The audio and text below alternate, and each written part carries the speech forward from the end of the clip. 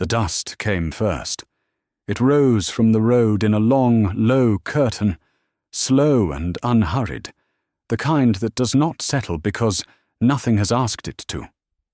The morning was still and pale, the sky above the ridge the colour of ash, just beginning to lighten at the eastern edge.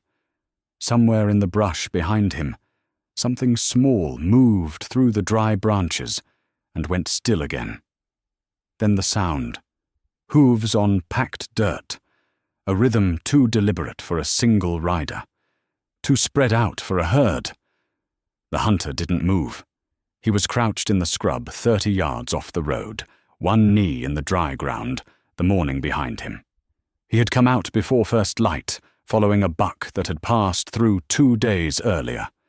He had followed it to this ridge road, where the tracks had crossed the gravel and gone into the pines on the far side. He had lost them in the dark. He had been crouched here an hour. The buck was not coming back. He had known that for a while. He stayed anyway. They came around the bend in ones and twos, 5 horses, moving at a walk, the riders sitting loose in the saddle with the kind of ease that has nothing to do with comfort. He watched the horses first, the way you watch horses before you watch the men on them. He watched the riders second. Then his eyes went past them, to the road behind the last horse, and he saw the ropes. 1 from each saddle ring. 5 ropes, each one knotted tight and angling back and down to the road at a low, taut line. He followed them down with his eyes, from the rings to the ground to what was at the end. 5 shapes in the road. They were large, larger than men. Their wrists were bound with cord, and the rope looped under each one's arms and across the chest. They moved the way dragged things move, no choice in it, no rhythm, the motion coming from the horses and not from them. One was larger than the rest, broader across the back, and moved differently from the others, the motion wrong in a way that was hard to name, laboured. Their arms and knees and the sides of their faces left pale marks in the dust, and the road swallowed the marks as they came, and after they passed the road, looked the same as before. He counted without meaning to. 1, 2, 3, 4, 5. He had the number before he knew he had been counting. The lead rider said something to the man beside him, not turning fully, just a half turn. His voice was flat and easy, the voice of a man who might have been talking about the weather. 3 more hours. Then Holt's problem. The other man made a sound. Not a laugh. Not quite. Neither of them looked at the road behind their horses. The hunter stayed where he was. He watched the column move through the pale morning and felt something settle in him that was not anger, not exactly. Something older than anger, heavier, the kind of weight a stone has after it has been a long time under water. He stopped trying to name it. His hand moved to the knife at his belt. He did not draw it. Not yet. He looked at the 5 shapes in the dust and thought about a different road, a different morning, a different thing he had watched from cover without doing anything to stop it. He had told himself it had not been his business. He had been wrong about that. The horses were 20 yards off now, 15. The dust of them reached him on the still air, dry and tasting of the road. His hand stayed on the knife. He was about to do something he could not take back. He had known that since the first rope. He had woken before the light again. That was the way of it now. He did not fight it. He lay in the dark for a while, listening to the homestead settle the way it did before dawn, the small sounds of old wood and cooling stone, and then he got up and dressed and went out. The homestead sat quiet in the early grey. The barn leaned a little to the north. He had been meaning to fix the post that held the far wall for longer than he cared to admit. There were 2 fence rails down on the east side, had been that way since winter. He crossed the yard, and the frost crackled under his boots, thin and dry. the kind that does not last past 8 in the morning. The sky above the ridge was still dark, the kind of dark that holds its breath before it lets go. He could see the outline of the garden plot from where he stood, a low, dark square against the lighter ground. He had not planted it this year. He had not planted it last year either, if he was being honest. He kept meaning to. The ground kept waiting. He went to the shed. He took down his pack from the wooden peg by the door, next to the peg where her coat had hung until he had moved it. He had moved it eventually, put it in the back room, folded on the shelf. He did not think about that now. He checked the pack by feel, the way you do a thing when you have done it enough times in enough dark mornings. 3 leg-hold traps, folded and latched, a coil of wire, rope, his blade. He had sharpened the blade the night before, sitting at the kitchen table by the lamp, working the whetstone in long, slow passes. He had done it the same way for years, the same rhythm, the same number of strokes per side, the same small sound in the quiet house. It had been a habit he built with someone standing at the same counter behind him, and he still did it exactly the same way. If it felt different now, he did not allow himself to think about that. The work was the work. There were 2 cups on the shelf above the hearth. He used the one on the left. He filled it from the pot, drank standing at the window, and looked out at the fence and the dark shape of the garden beyond it. He had meant to plant it this spring. There had been a year, not so long ago, when the 2 of them had put it in together, a whole afternoon in the turned earth, and they had eaten outside that evening because the smell of it was a thing worth staying near. He did not think about that often. He set the cup on the sill, picked up his pack, and went out. The road to the ridge took an hour on foot. He went east off the homestead and south along the tree line, moving through the early grey by memory and by the feel of the ground under his boots. He had walked this way enough times that he did not have to look for it. He had found a buck's tracks crossing the ridge road 2 days ago, going east into the pines. He had confirmed them the day before, when the light was better. He had planned to pick up the trail from the crossing before the morning warmed and the scent thinned. He heard the horses a 1/4 mile before he reached it. He stopped. He stood in the path and listened. Too many horses for one rider. He stood there until he had worked that out, and then he stepped off the path into the scrub, went 20 yards downwind, and crouched with one knee in the dry ground.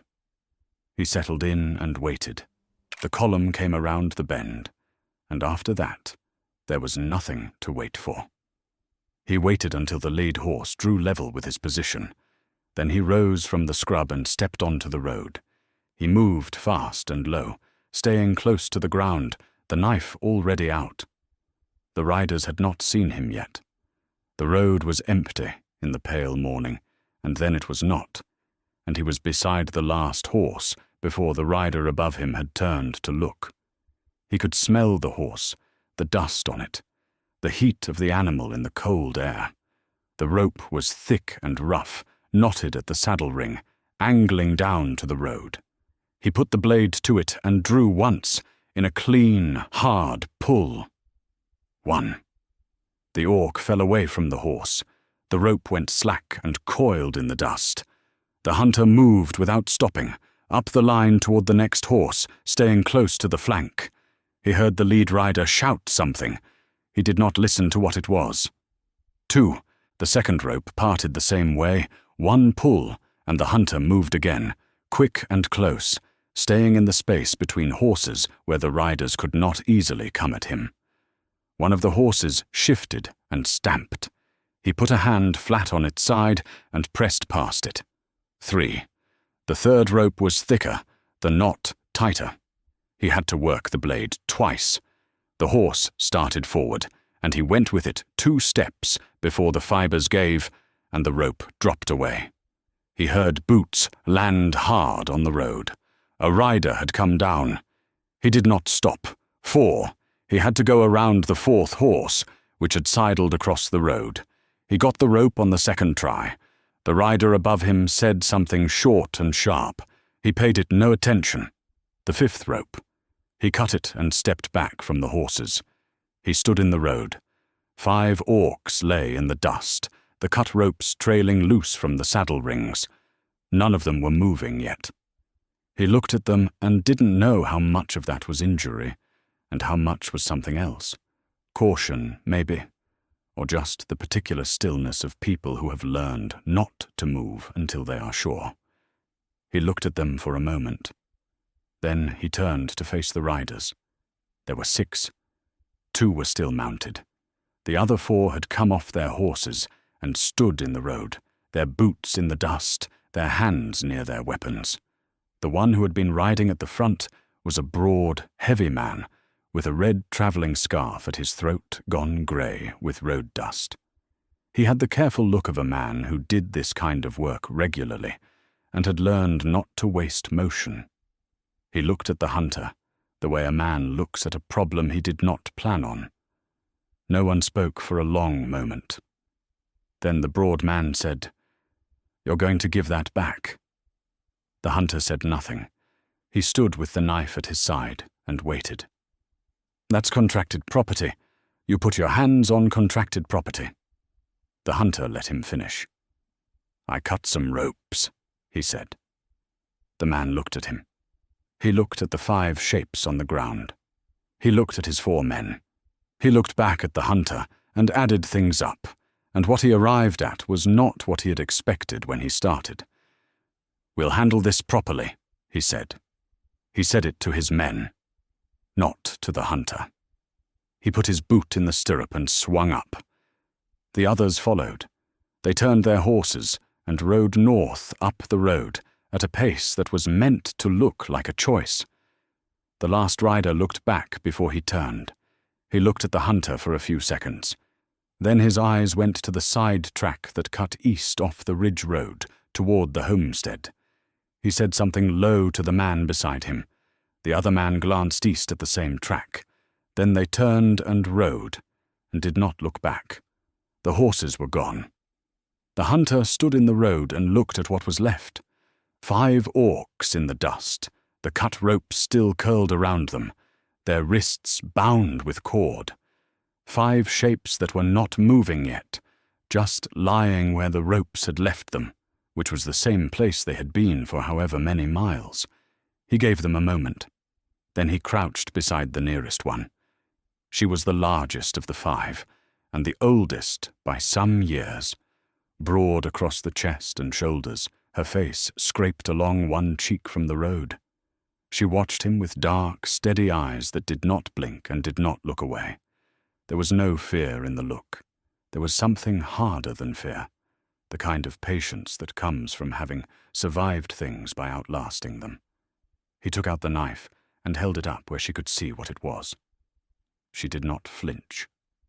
She held herself very still. He cut the cord at her wrists. He moved to the next.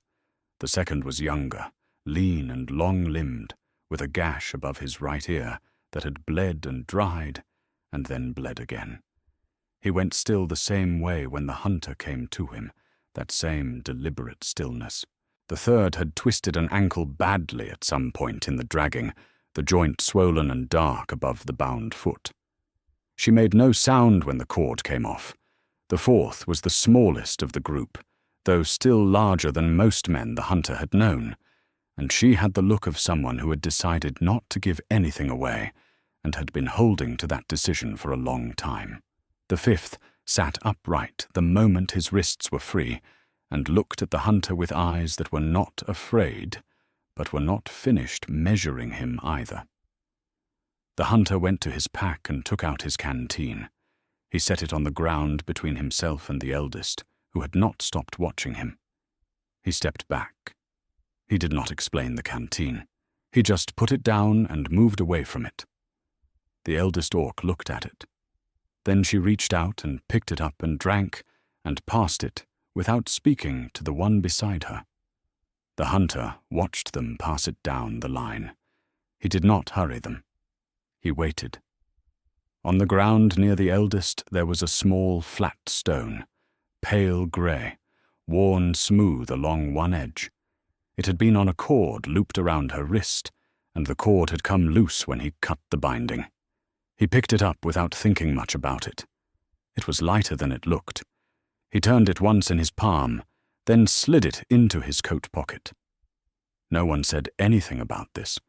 When they were done with the water, he lifted his chin east toward the side track. Then he picked up his pack and started walking. For a moment, no one followed. He did not stop to see if they would.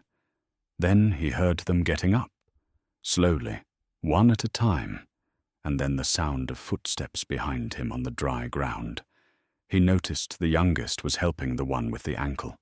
He did not say anything about that. They walked in silence. The track curved east through the scrub and the pines, and then the tree line opened, and the homestead was there at the end of it. The barn leaning its familiar lean to the north, the fence, the unplanted garden dark in the morning light. He opened the gate. He did not look back. He went in. He opened the barn. He did not say anything about it. He went in first and moved some things to the side, the old tack and the dry goods box and the bucket he had been meaning to patch. And when there was enough floor, he came back out and stood in the yard and went inside the house. The 5 orcs looked at the barn, then at each other. Then the eldest walked to the open door and looked in. After a long moment, she went inside, and the others followed her. The hunter did not watch them do this. In the house, he set a pot on and cut what he had into it, which was not much but was enough for a man eating alone. He set a second bowl on the table, just put it there, the way he would put a tool down, and filled it from the pot. Then he took his own bowl and sat on the step outside. The yard was quiet. The barn doors were still open. Light came from inside. He ate and did not think too much. He was on his second bite when he heard something move in the barn. He did not turn to look. He ate the rest of his meal on the step. When he was done, he set the bowl inside, took down a blanket from the shed shelf, and bedded down on the old grain sacks. He had slept in worse places. He lay in the dark for a while and listened to nothing in particular, and then he slept. In the morning, the second bowl was gone. He did not say anything about that. On the second day, he worked the fence. 2 of the rails on the east side had been down since winter, and it was the kind of work that had been waiting long enough that the waiting itself had become a habit. He pulled the old nails, fitted the new wood, worked the mallet down the line. At some point, he became aware of being watched. He did not look up right away. He finished the nail he was setting. Then he turned his head, just far enough to see. The young one was standing at the corner of the barn, watching. Not the eldest, the lean one, the one with the dried gash above his ear. He had his arms crossed, and was watching the hunter work the way you watch something when you are trying to understand the logic of it. The hunter looked at him for a moment. Then he turned back to the fence and kept working. He said nothing. The young one stayed where he was for a while. At some point he wasn't there anymore. The hunter finished the east rail and started on the south. That evening he set the second bowl out again, without thinking much about it. It was an easy thing to do. He did not examine that. On the morning of the third day, when the hunter came out of the shed, the barn doors were still closed. He stood in the yard and looked at them. Light was coming up pale and thin over the tree line. Somewhere on the east slope the birds were starting. He went and built the fire and put the pot on. They were still here. That was something.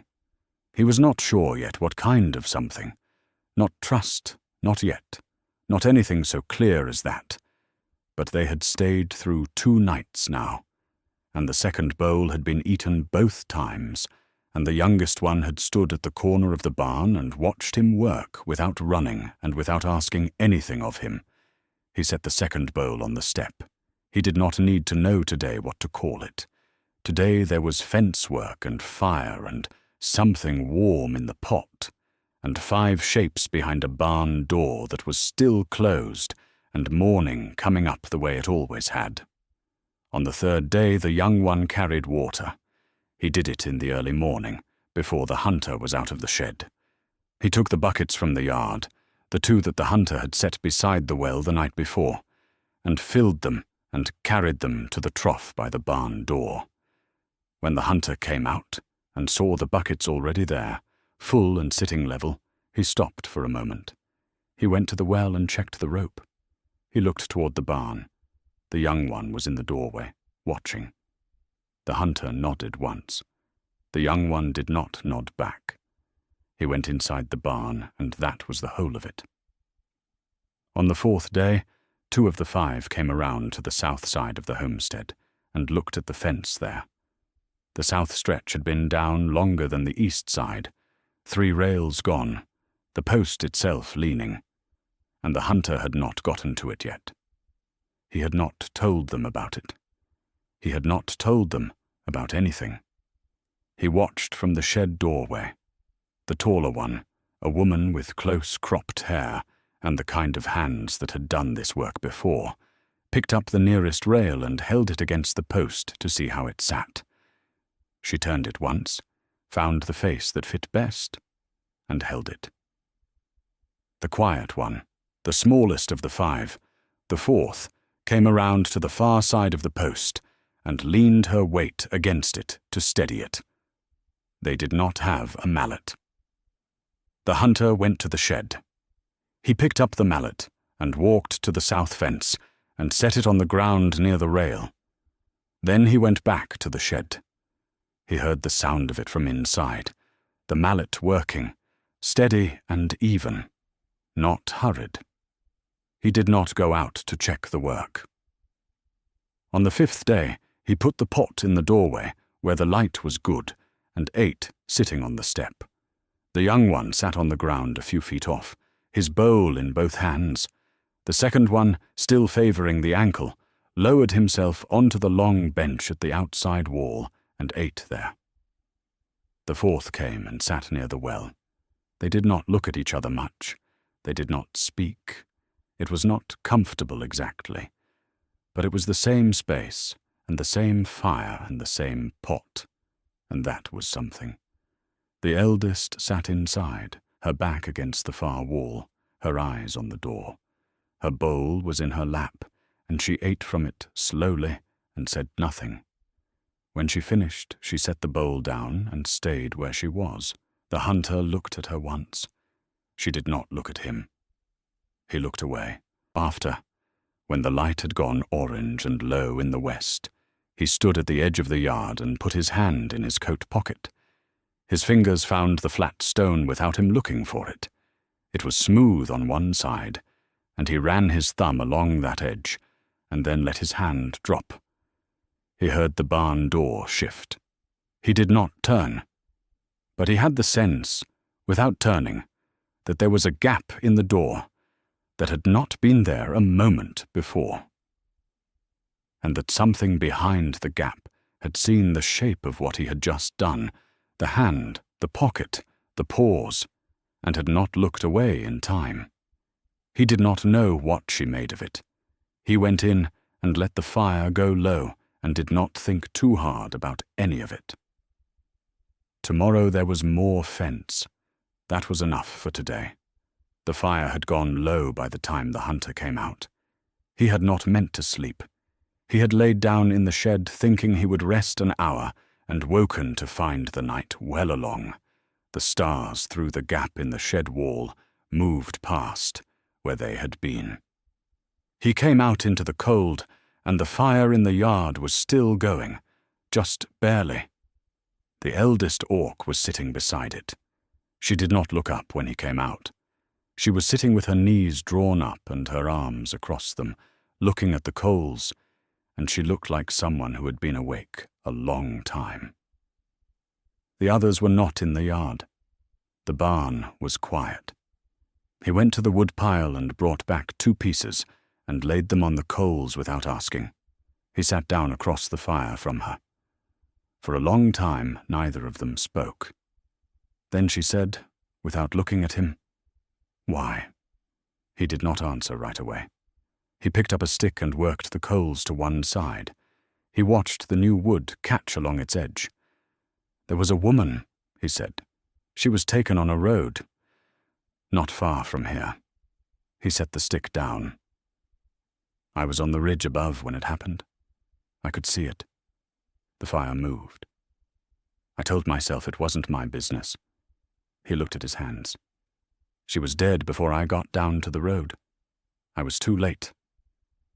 Or I told myself I was." He did not say anything for a moment. "I've been too late ever since," he said. "I thought so. Until the road." The eldest orc looked at the fire. Then she said, "We had a place, north of the river. 6 families. 12 years we had been there." He did not speak. He let her have the silence. "They came at night. They said the land had been transferred, that we were on it without right."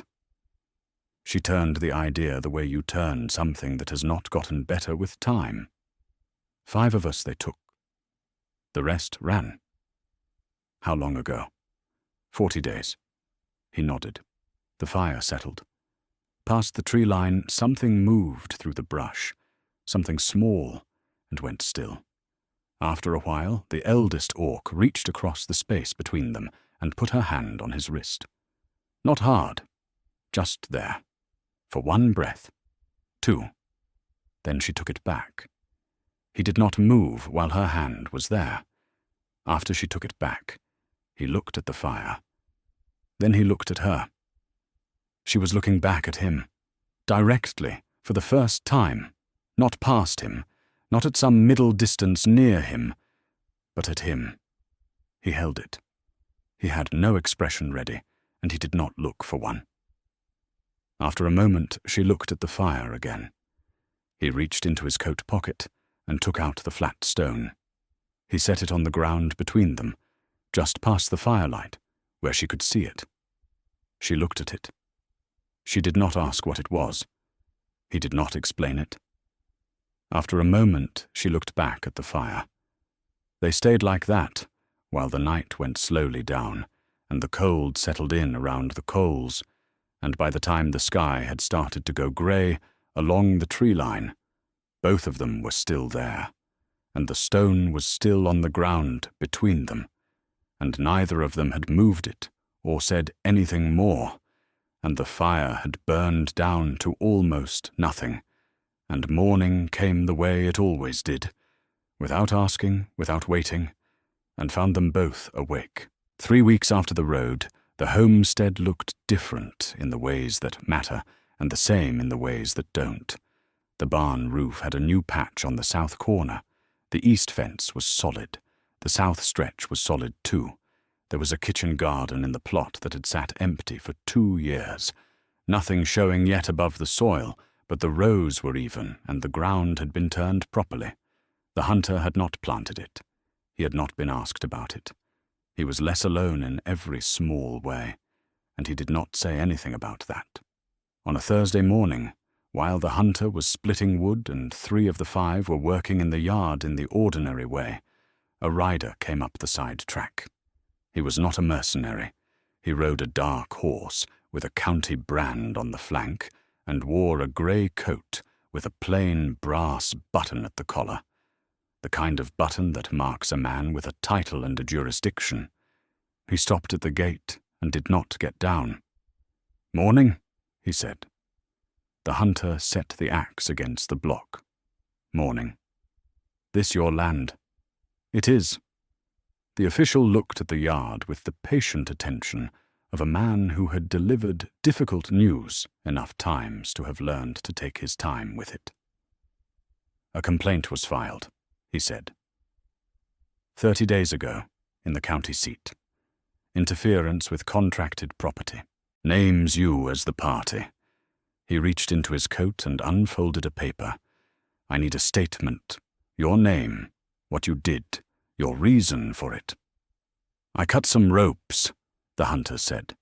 The official looked at him. That's what they say too. He folded the paper. His eyes moved to the group standing behind the hunter. Not quickly, not with alarm, just with the steady attention of a man accounting for what was in front of him. He counted them without appearing to count them. These the 5, he said. They are. They're here of their own choosing. Yes. The official looked at them for a moment. The eldest orc was standing at the corner of the barn with her arms at her sides. She was not hiding, and she was not posturing. She just looked back at him with the particular stillness she brought to everything, and she did not look away. The official turned back to the hunter. The complaint stands until I file a countering statement, he said. That takes time. I can't say this matter is closed. He put the paper back in his coat. I'll need your name for the record. The hunter gave it. I'll be through this way again in 10 days. The official gathered his reins. I'd expect you here. He turned the horse and went back down the track at the same careful pace he had come. The hunter watched him until he was out of sight past the tree line. The yard was quiet. He stood there for a long time. The eldest orc came out from the barn corner and stopped a few feet off. She did not ask anything. She stood near him the way she had stood near the fire, not crowding him, just present. After a while, the hunter picked up the axe. He went back to the wood. There was still half a cord to split before the week was out, and whatever was coming in 10 days would come whether or not the wood was done. The hunter heard them before he saw them. He was in the yard when the sound came up the track. Hooves on dry ground, more than before, and no effort made to come quietly. He counted without looking. 8, maybe 9. More than on the road. He set down what he was holding and walked to the gate. The 5 orcs heard it too. He did not have to say anything. The young one came out of the barn. The eldest appeared in the doorway of the house. The others came from where they had been and found their places. The 4th near the well, the tall woman at the barn corner, the 2nd one by the south fence with his hand on the post. They were not hidden. They were not armed. They were just there. The mercenaries came up the track 8 strong, the broad man with the grey road scarf at the front on his same horse. He looked at the gate, and at the hunter, and at the group arranged behind the hunter, and he did not look surprised by any of it. He stopped 10 yards short of the gate and did not get down. You filed a statement, he said. I did. You shouldn't have done that. His eyes moved through the group the way they had on the road, counting, settling on a number. These are contracted workers, escaped from a lawful escort. There's a legal standing. There's a paper. I haven't seen a paper, the hunter said. You will. The hunter stood at the gate. The 5 orcs stood in the yard. 8 riders sat their horses, and nobody moved, and the silence went on long enough to stop being silence and become something with more weight than that. The broad man looked at the group one more time. He looked at the hunter. We'll be back with proper authority, he said. I'd think carefully about the days between now and then. He turned his horse. The others fell in behind him, and they went back down the track, and did not look back. The hunter stood at the gate until the sound of them was gone from the air. Then he turned. The 5 orcs were still in the yard, in the same places they had moved to when the horses came. Nobody had shifted. That night he called them to the fire. He did not do it formally. He just came out and sat down and waited until they were all there. They'll come back with more men, he said. They'll have a paper. It may not hold up in a proper court, but it will look like one, and that's enough for some authorities." He looked at them each in turn. "You can go. Tonight, if that's what you want. North through the pines, there are settlements that don't ask questions about where you came from. I can draw you a line in the dirt right now." He waited. "I'm not asking you to stay. I want to say that plainly." The fire moved. For a long time, no one said anything. Then the eldest orc looked at him with the same direct look she had given him across the fire a week before. "We stay," she said. He did not argue with that. He did not say anything about it. He looked at the fire for a while. "Then we have a few days," he said. "Let's use them well." They came at first light. The hunter heard them while the sky was still dark along the ridge, that same sound coming up the track, but more of it this time, and no effort made to soften it. He counted as he dressed. 10, he thought. Maybe 12. He walked to the gate and stood there. The 5 orcs were already in the yard. He did not know when they had risen or whether any of them had slept. The eldest was at his left shoulder, a half-step back. The young one was to his right. The other 3 had placed themselves across the yard, at the barn corner, at the well, near the south fence, so that a man looking through the gate would see the whole group without turning his head. The sky was still grey when the column came around the bend. 10 riders. The broad man at the front, the same grey scarf, the same horse. Beside him rode the official from 2 weeks before. The same dark horse, the same brass-buttoned coat. The official's face was flat and gave nothing away. They came through the gate when the hunter did not move to open it. Someone pushed it from outside, and it swung wide. The broad man rode in first and stopped his horse in the middle of the yard. The others spread to either side, not drawing weapons, but the weight of them filled the yard, the potential of it heavy in the morning air. The broad man got down. He walked to within a few feet of the hunter and stopped. He was a large man, up close. He had done this work long enough not to need his size as a demonstration. He just stood with it. He took a folded paper from his coat and opened it. "Writ of recovery," he said. "Filed 2 days ago, signed by the county magistrate.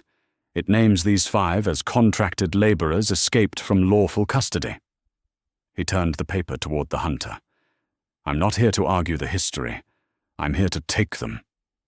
The hunter looked at the paper. He did not reach for it. "You know what they were before they were contracted," he said. "That's not my concern." "It is now," the hunter said. "You're standing on my land." The silence after that had weight to it. The eldest orc stepped forward. Not behind the hunter. Beside him, to his left, her arms at her sides, her eyes on the broad man. Then the young one moved up to the right. Then the tall woman came from the barn corner and stood at the hunter's shoulder. Then the quiet one left the well. Then the second one came up from the fence. The broad man looked at them. He looked at each one. He looked at the hunter. He looked at the official, who sat his horse with the reins loose and his face offering nothing. The broad man looked back at the group in front of him. Something moved across his face. Not fear, exactly. Something quieter and more specific. The recognition that the ground here was not the same ground as the road, that what had worked in an open wilderness with a moving column at his back would not work in this yard, in front of these people, in daylight, with a county official watching from horseback and declining to help. He folded the paper. He held it a moment. Then he put it back in his coat. "We'll remember this," he said. He said it to the hunter, but loud enough for everyone. He went back to his horse and mounted. The others fell in behind him, and they went through the gate and down the track and around the bend and were gone. The hunter did not watch them go. The 5 orcs did. They stood at the gate in a line and looked down the track long after the sound of the horses had left the air, and the road was empty, and the morning light had come up fully, pale and clean across the yard. A season turned. The roof was patched, the south slope, where the shingles had been lifting since the winter the hunter did not want to think about. The tall woman and the young one had done it in a day and a half, the young one handing up shingles, and the tall woman laying them with the even, practiced motion of someone who had done this before, in a different place, in a different life. The garden the eldest had planted in spring came up through summer, beans and root vegetables and a thick border of something dark-leafed and low that the hunter didn't recognize, which turned out to be an herb he had no name for, but which smelled, when it went into the pot, like something he had not smelled in a long time. The fence was solid on all 4 sides. The barn post no longer leaned. There was a second woodpile started along the east wall, stacked properly, with the split faces out, in the way the hunter had never gotten around to doing it right when he had been doing it alone. He was less aware of all this than he should have been. It had happened the way things happen when they happen a little at a time. He had noticed each thing when it was done, and not added them together until one morning he stood in the yard and looked at the homestead and thought, "This is what a place looks like when people live in it." That was the difference. That was what had changed. On an evening in late summer, all 6 of them ended up at the table. Not because anyone had said to, just because that was where the food was, and the food was where everyone gathered now, and nobody had their back to the wall. The hunter looked at the table. 6 bowls, 6 sets of hands. He sat there for a long time. Then he reached into his coat pocket and took out the flat stone. He set it on the table in the space between the bowls, near the lamp. The 4th one reached out and picked it up. She turned it over, felt the smooth edge, the worn face. She looked at it for a moment. Then she set it back where it had been. Nobody asked what it was. Nobody explained it. It stayed on the table through the rest of the meal, and after, when the bowls were cleared and the lamp burned low, and the evening came in through the open door, cool and smelling of turned earth. The hunter looked at the stone. He looked at the table. It was not a family. The word was too small and the wrong shape for what this was. It was not gratitude, not exactly, and not debt. It was something that had been built on purpose, out of a bad morning on a road, out of 5 orcs in the dust, out of water passed down a line, and a mallet set near a broken fence, and a bowl left on a step. Out of a fire in the yard and 2 people who had been awake separately and ended up at the same coals. It had held.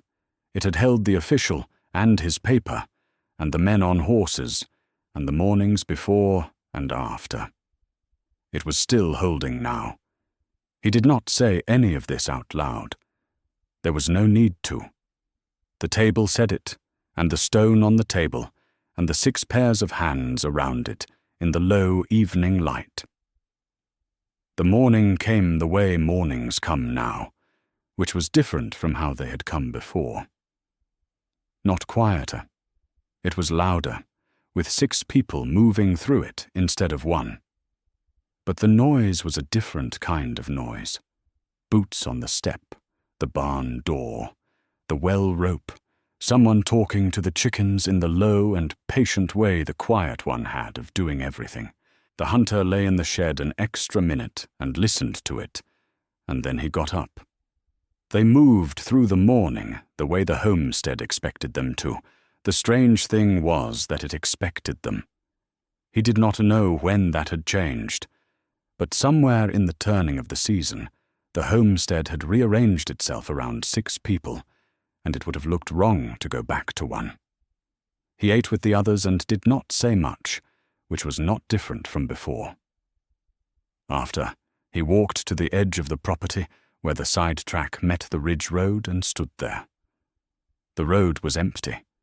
It had been empty most mornings since the standoff, and he did not expect that to last. They had said they would remember.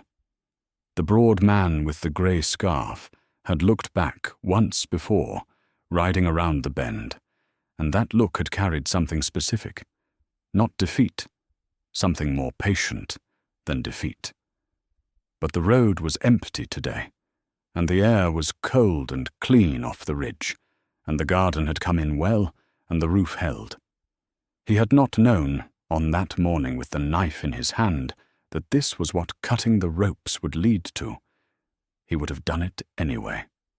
He stood there for a while. He heard footsteps behind him and did not turn. The eldest orc came and stood beside him. Not close enough to crowd him, just beside him, the way she had stood at the fire and at the gate and in the yard when the riders came. It had become a position she occupied without being asked to. They looked at the road together for a long time. Then, at the far edge of the tree line, where the road bent east, something moved. A shape in the shadow of the pines, too far off to be certain of. It could have been a deer.